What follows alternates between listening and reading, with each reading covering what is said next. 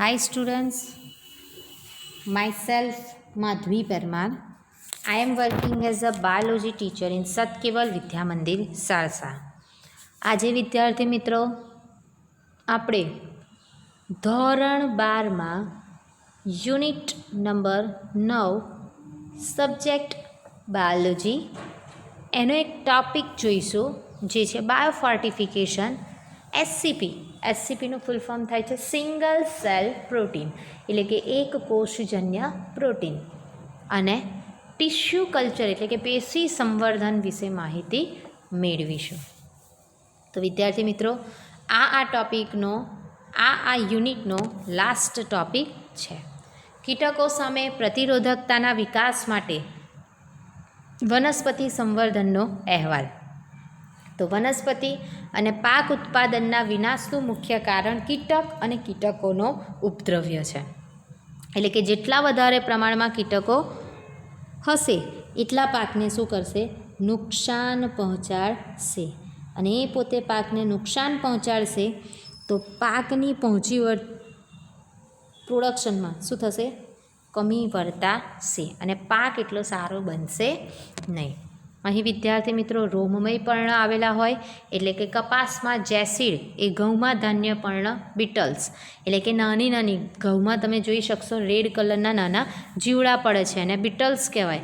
કપાસમાં જેસીડ એવા જ હોય છે, જેસીડ તમને જોવા મળે કે જે નાના કીટકો છે વિશિષ્ટ પ્રકાર. દાખલા તરીકે ઘઉંમાં વિશિષ્ટ પ્રકારને કારણે સ્ટેમ સો ફ્લાય તેની નજીક જતી નથી અને નજીક નથી જતી જેથી એનું શું કરે છે? રક્ષણ કરી શકે છે. લીસાપર્ણો અને મધુર રસની ગેરહાજરી કપાસની જાતો તરફ બોલવર્મ્સ આકર્ષાતી નથી કેમ કે એના પર્ણો લીસા હોય છે.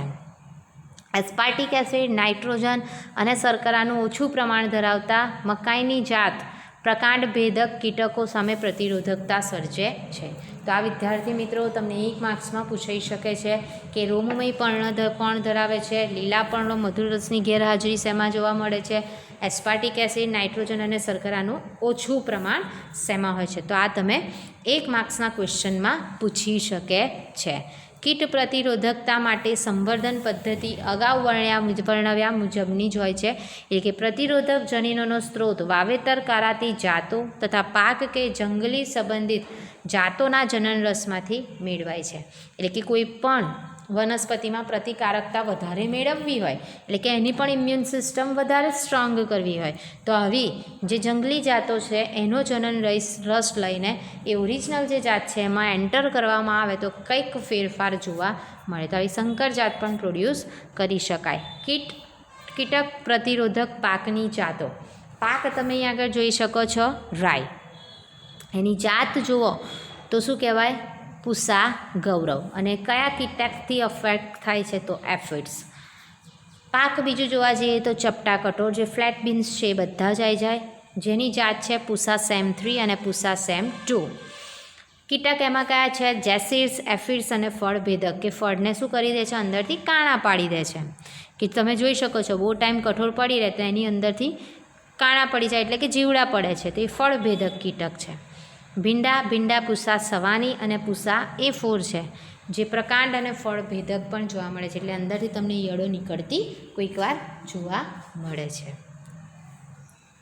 સુધારેલ ખાદ્ય ગુણવત્તા માટે વનસ્પતિ સંવર્ધન એટલે કે પ્લાન્ટ બ્રીડિંગ ઓર ઇમ્પ્રૂવડ ફૂડ ક્વોલિટી કેવી રીતના હોય છે? વિશ્વમાં લગભગ 840 મિલિયનથી પણ વધુ લોકોને ખોરાક પ્રાપ્ત થતો નથી. ખોરાકનું આટલું ઉત્પાદન હોવા છતાં બી અમુક જણને ખોરાક પ્રાપ્ત નથી થતો. દેટ મીન્સ કે વસ્તી વધારો થઈ રહ્યો છે. મોટી સંખ્યામાં લગભગ 3 બિલિયન લોકો એવા છે જે લઘુ પોષક તત્વો, પ્રોટીન અને વિટામિનની ઉણપથી પીડાય છે.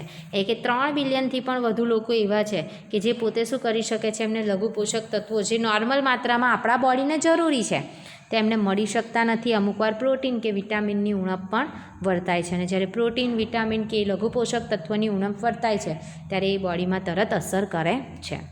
ભૂખમરા કુપોષણનો શિકાર બને છે. એટલે કે જો એને યોગ્ય પ્રમાણમાં પ્રોટીન, વિટામિન ના મળે તો એ કુપોષણનો શિકાર થાય છે. અને કારણ કે શાકભાજી, કઠોળ, માછલી અને માંસ ખરીદવું એ લોકો માટે પોષાય તેમ નથી હોતું. જે ખોરાકમાં આવશ્યક લઘુ પોષક તત્વો જેવા કે આયર્ન, વિટામિન A, આયોડિન અને ઝીંકનો અભાવ હોય તેને લીધે રોગ થવાનું જોખમ વધી જાય, આયુષ્ય ટૂંકું થાય અને માનસિક ક્ષમતામાં ઘટાડો થાય, એટલે એ રેગ્યુલરલી પોતાનું કાર્ય કરી શકે નહીં. બાયોફોર્ટિફિકેશન મોસ્ટ ટાઈમ ક્વેશ્ચન, એક્ઝામમાં પૂછાતો ક્વેશ્ચન કે બાયોફોર્ટિફિકેશન દેટ મીન્સ કે જૈવ રક્ષણાત્મકતા, એને આપણે ગુજરાતીમાં બાયોલોજીની લેંગ્વેજમાં કહીએ છીએ, ઇંગ્લિશમાં એને બાયોફોર્ટિફિકેશન કહીએ છીએ. લોકોની તંદુરસ્તીમાં સુધારો કરવા માટે સંવર્ધિત પાકો વિપુલ માત્રામાં વિટામિન્સ, ખનિજ તત્વો, સ્વાસ્થ્યવર્ધક પ્રોટીન હોવા જરૂરી છે. સુધારેલ પોષણ ગુણવત્તા માટે કરવામાં આવતા આવા સંવર્ધનના મુદ્દાઓ નીચે મુજબ છે. તો કોઈ પણ ખોરાક હોય એમાં પ્રોટીનનું પ્રમાણ કેટલું છે, એની ગુણવત્તા કેટલી છે એ ચકાસવી જોઈએ. તેલનું પ્રમાણ કેટલું છે, એની ગુણવત્તા સારી ક્વોલિટીનું છે કે નહીં એ પણ ચકાસવું જોઈએ. વિટામિનનું પ્રમાણ કેટલું છે, એની ગુણવત્તા કેટલી છે એ પણ ચકાસવી જોઈએ. લઘુ પોષક તત્વો તથા ખનિજનું પ્રમાણ કેટલું છે એ પણ ચકાસવું જોઈએ. વર્ષ 2000માં વિકસાયેલ મકાઈની સંકર જાતમાંથી હાલની મકાઈની જાત કરતાં પણ એમાં એમિનો એસિડનું પ્રમાણ સૌથી વધારે હતું. એ એમિનો એસિડ કયા હતા? લાઇસિન અને ટ્રિપ્ટોફેન. તો વિદ્યાર્થી મિત્રો, આ એક માર્ક્સનો ક્વેશ્ચન છે. અહીં એટલાસ 66 ઘઉંની જાત ઉચ્ચ પ્રમાણમાં પ્રોટીનનું મૂલ્ય ધરાવે છે. જે સુધારેલ ઘઉંની જાત મેળવવા દાતા તરીકે ઉપયોગી છે, એટલે કે આ જે છે એ બધે આપે છે એટલાસ્ટ 66, તો એમાં જેટલું પ્રોટીનનું માત્રા છે વધારે એટલું ફરીથી ગ્રો કરી શકે, તો એમાં પ્રોટીનની માત્રા મળી શકે. સામાન્ય વપરાતી ચોખાની જાત કરતાં 5 ગણું આયન મૂલ્ય ધરાવતી ચોખાની જાત વિકસાઈ છે. ભારતીય કૃષિ સંસાધન સંસ્થા, જેને શોર્ટ ફોર્મમાં આપણે IARI કહીએ છીએ, એટલે કે ઇન્ડિયન એગ્રીકલ્ચર રિસર્ચ ઇન્સ્ટિટ્યૂટ, જે ન્યૂ દિલ્હી ખાતે આવેલું છે, એ પણ વિટામિન A અને ખનિજ તત્વોની વિપુલ માત્રા ધરાવતા શાકભાજીના પાકો બહાર એણે પાડ્યા છે. આ તમને એક માર્ક્સમાં પૂછાઈ શકે છે કે વિટામિન એથી ભરપૂર એ લોકોએ શું બનાવ્યું હતું? તો ગાજર, પાલક અને કોળું. વિટામિન Cથી ભરપૂર શું બનાવ્યું હતું? તો કારેલા, ચીલની ભાજી, રાઈ અને ટમેટા. આયર્ન અને કેલ્શિયમથી ભરપૂર શું હતું? તો પાલક અને ચીલની ભાજી. અને પ્રોટીનથી ભરપૂર કઠોળ કયા હતા? વાલ, વાલોડ અને વટાણા અને ફણસી.